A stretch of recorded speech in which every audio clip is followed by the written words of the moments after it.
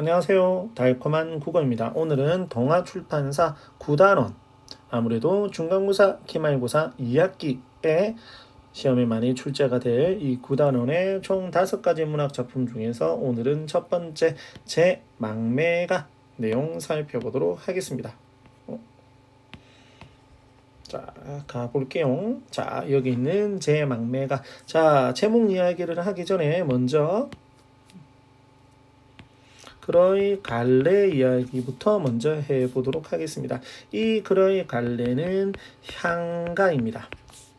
아주 중요하고 시험 문제에서 윗글과 같은 글의 특징으로 적절하지 않은 것은 적절한 것은, 위와 같은 글에 대한 설명으로 적절한 것은, 적절하지 않은 것은 이렇게 출제될 가능성이 매우 높습니다.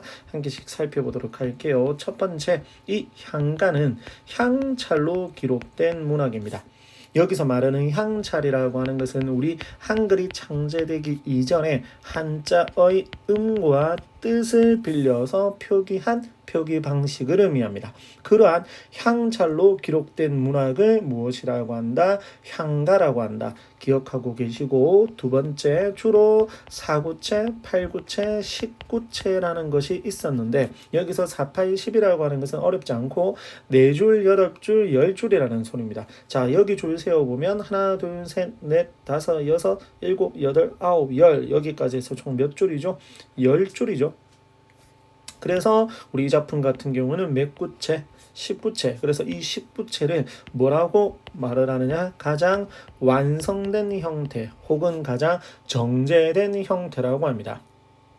됐습니까? 꼭 기억을 하고 계시고, 세 번째, 신라부터 고려 초까지 주로 창작이 됨으로 인해서 신라시대 때 승려나 화랑이 주로 이 향가를 만들었다, 향가를 작성했다 라고 생각하시면 됩니다. 그래서 여기까지 방금 말씀드린 요렇게 4가지 내용, 물론 이 향찰이 고려 가요라든지 시조에 영향을 끼친 점이라든지 이러한 것들도 기억을 하고 있으시면 좋겠지만 오늘은 일단 여기까지만 말씀을 드리고, 자, 그러면 실제 그 향가 중에 대표적인 작품 제막매가 살펴보도록 하겠습니다. 자, 먼저 여기 지은이 보시면 월명사라고 되어 있죠. 신라, 아까 여기 신라라고 있었죠. 신라 경덕왕 때의, 아까 승려라고 있었죠. 승려로 달 밝은 밤에 피리를 불며 큰 길을 지나며 달이 가기를 멈추고 그를 위해 길을 비추었다는 이야기가 전한다. 별로 짜달 필요 없는 얘기고,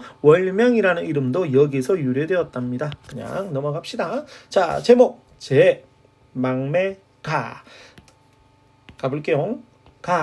노래, 무슨 노래? 막매, 죽은 누이를 추모하는, 이렇게 보시면 됩니다. 즉, 이 작품은 죽은 누이를 추모하는 노래입니다. 그럼 여기서 죽은 누이는 누구의 누이겠죠? 화자의 누이겠죠?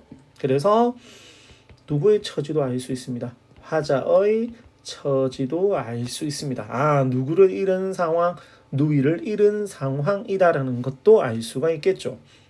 됐습니까? 자, 작품 내용 살펴볼게요. 생사길은, 여기서 생사라고 하는 것은 삶과 죽음입니다. 그래서 삶과 죽음의 길은 예라고 했죠. 예는 여기입니다. 그러면 여기에 혹은 여기 있으면서 무엇하고 머뭇거리고 라고 했습니다.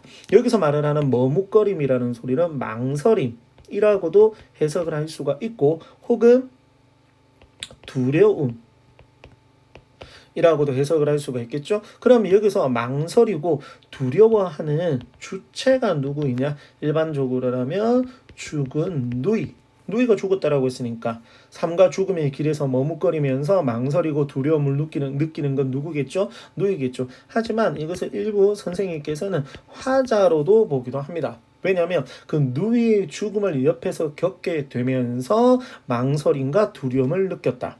그리고 여기 주체라는 말 시험에 잘 나오는데 왜 그러냐면 밑에 봐볼게요. 나는 간다는 말도 못다 이루고 어찌 갑니까? 그럼 여기서 말을 하는 나는 누구일까요? 일반적으로 시에서는 시적 화자가 되겠죠. 이 작품에서는 누구냐면 죽은 누이가 됩니다. 즉 나는 간다는 말도 못다 이루고 간 대상 역시나 주체겠죠. 이 주체가 누구다? 죽은 누이라는 겁니다. 그래서 이라 주체에 관해서 묻는 경우가 많으니 꼭 기억을 하고 있으시고, 자, 간다는 말도 못다 이루고, 그러면 간다는 말은 보통은 뭐라고 보면 되겠죠? 유언이라고 되겠죠. 그래서 유언도 말하지 못하고 어찌 갑니까? 그래서 유언도 하지 못했다는 것은 못다 이루고라는 소리는 누이의 갑작스런 죽음, 이런 의미도 파악을 해볼 수가 있겠습니까? 어찌 갑니까? 라고 시자화자가 탄식, 안타까움을 느끼고 있는 거겠죠. 자, 그 다음 어느 가을이라고 있습니다.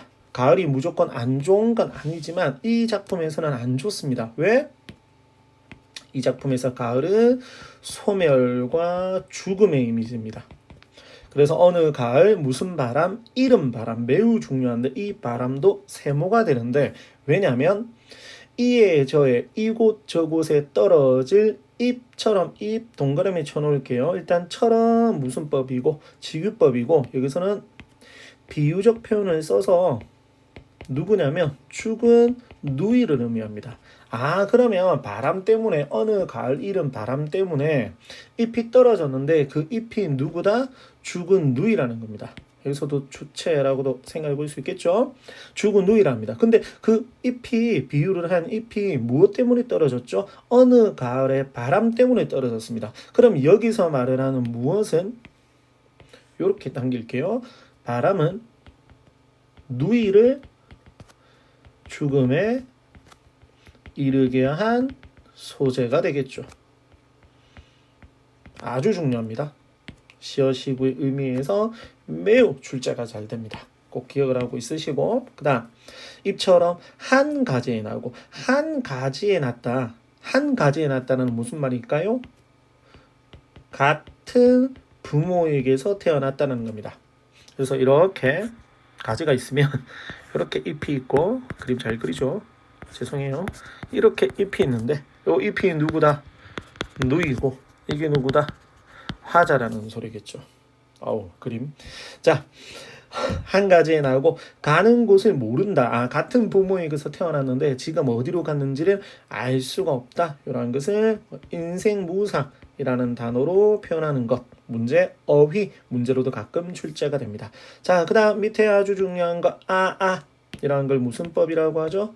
영탄법이라고 하는데, 밑에 뭐라고 되어 있냐면 미타찰에서 만날라. 어디서 만난다고? 미타찰.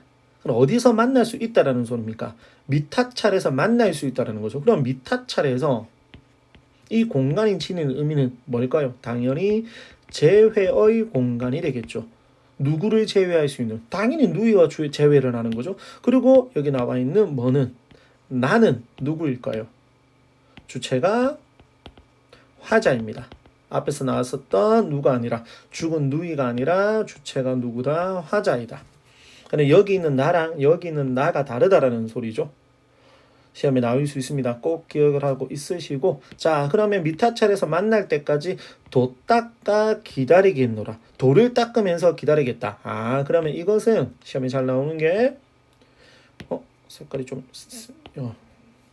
잘 나오는 게, 종교를 통해서, 무엇을 통해서? 종교를 통해서 이별의 무엇을, 아픔을 뭐 하려고 하는 거다? 승화하려고 하는 거다. 극복해 나간다라는 거죠.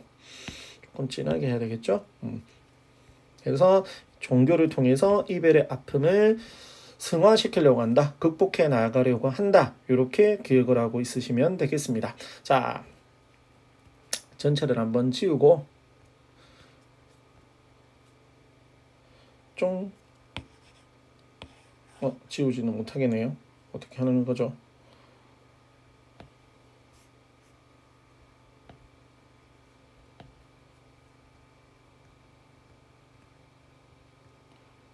전체 선택, 삭제, 이렇게 하면 되겠죠. 자, 밑에 보시면 스스로 짚어보기에서 시험에 나올 수 있는 거 아까 제가 앞에서 말씀드렸던 거 여기 있는 무슨 향가이다. 19째 향가이다. 그리고 방금 말을 했던 것처럼 아픔과 슬픔을 종교적으로 승화. 어디였죠? 여기였죠. 또 닦아 못하겠다. 기다리겠다. 여기가 종교적으로 뭐를 하는 거다. 승화를 하는 거다. 그렇게 알고 있으면 되고 지울게요.